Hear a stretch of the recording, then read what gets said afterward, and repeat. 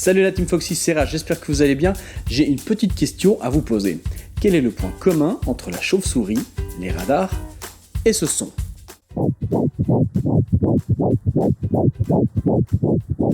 Il fonctionne grâce aux ultrasons. Aujourd'hui, nous allons voir comment fonctionne l'échographie. Avant de me lancer dans l'aventure de Foxy, j'ai bossé pour une boîte médicale japonaise qui vendait des appareils d'imagerie médicale, notamment des échographes. Du coup, comme c'est un sujet que je connais assez bien, j'ai bossé pendant 9 ans pour eux, je me suis dit que ça pouvait être cool de vous expliquer dans un premier temps le fonctionnement d'un échographe et dans les prochaines vidéos, vous expliquer les différents types d'échographies que vous serez amené à faire lorsque vous seriez enceinte. Nous savons tous que certains animaux utilisent les ultrasons pour communiquer, se repérer, chasser une proie, comme les dauphins. Oui, un dauphin, ça chasse. Faisons un petit peu d'histoire. Nous sommes en 1794 et un biologiste italien, Lazzaro Spallanzani, démontre que les chauves-souris sont capables de voler de manière précise dans le noir grâce à des échos de sons haute fréquence inaudibles pour l'oreille humaine. Il pressent l'existence des ultrasons. 89 ans plus tard, en Angleterre en 1883, un anthropologue, explorateur, géographe, inventeur, bref, un mec touche à tout quoi. Sir Francis Galton a montré l'existence des ultrasons en créant le sifflet pour chien.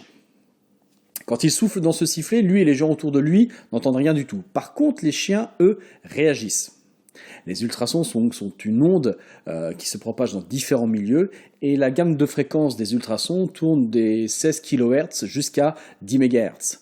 Sachant qu'une oreille humaine, elle, peut entendre des sons allant de 20 Hz jusqu'à 20 000 Hz pour les plus sensibles. Faisons à nouveau un petit bond dans l'histoire, 34 ans plus tard. Nous sommes en 1917, durant la Première Guerre mondiale. Les Allemands ont positionné leurs sous-marins de combat U-boat autour de la Grande-Bretagne et coulent tous les navires alliés qui tentent de la rejoindre. Et c'est là qu'intervient un physicien français, Paul Langevin. Il invente un générateur d'ultrasons appelé triplet de Langevin, capable de détecter les U-boats.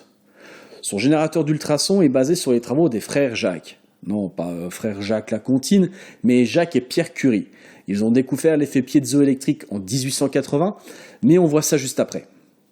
Donc comment fonctionne l'appareil de Langevin? Dans l'eau de mer, les ultrasons se déplacent à une vitesse à peu près de 1500 mètres par seconde.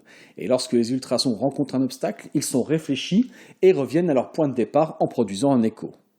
Donc si on est capable de mesurer le temps qu'il y a entre l'émission des ultrasons et la réception de l'écho, grâce à la formule mathématique distance est égale à la vitesse fois le temps, on peut connaître la distance où se trouve l'obstacle. Paul Langevin vient juste d'inventer le premier sonar. Je vous entends d'ici en train de dire « Ouais, c'est bien beau, tout s'arrache, mais quand est-ce que tu vas nous parler de l'échographie ?» J'y viens, vous allez voir.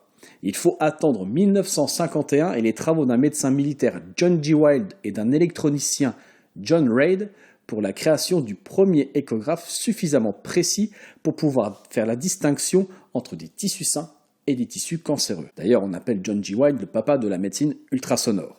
Voilà, le côté historique est terminé, mais c'était important de vous expliquer tout ça pour vous montrer que les ultrasons, que l'échographie est une technique médicale assez jeune. À titre de comparaison, les rayons X, eux, ont été découverts en 1895 par William Röntgen.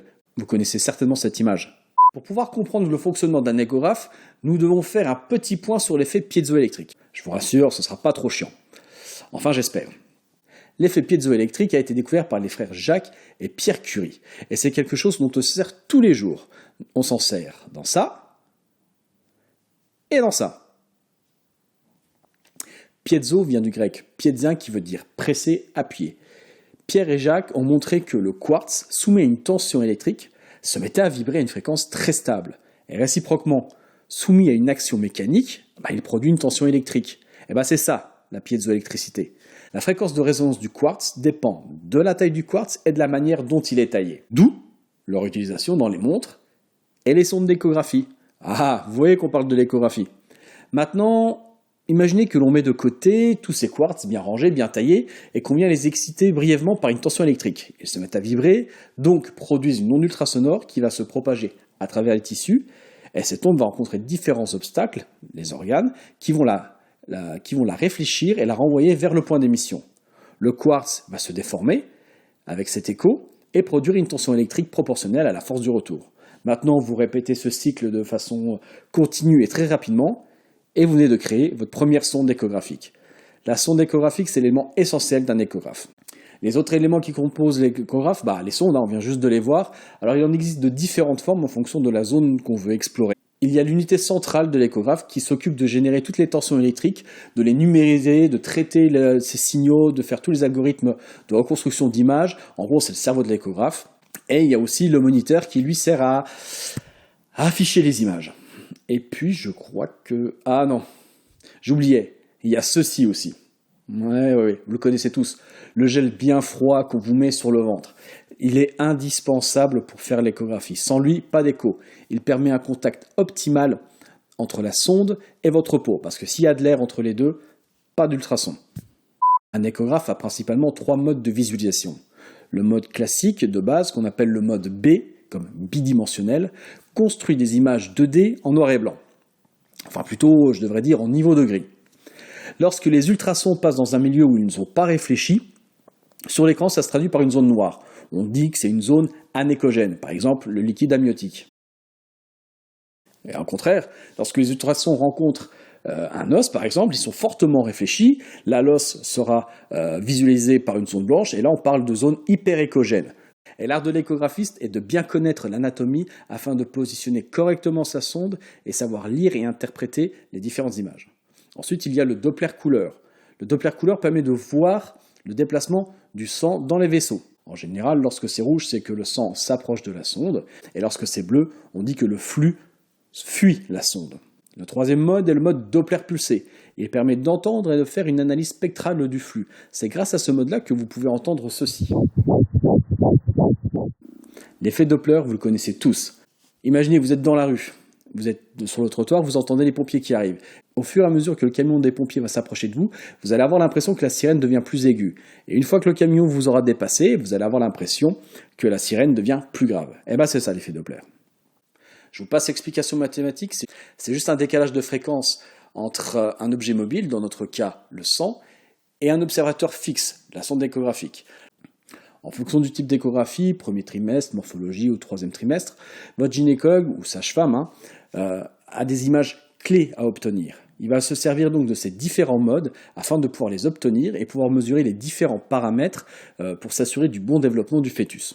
Et oui, ça reste un acte médical et pas du cinéma. Donc c'est normal que votre échographiste ne vous fasse pas entendre le cœur pendant 1 minute ou qu'il refuse de filmer l'échographie. Je parle en connaissance de cause, j'ai déjà vu ça.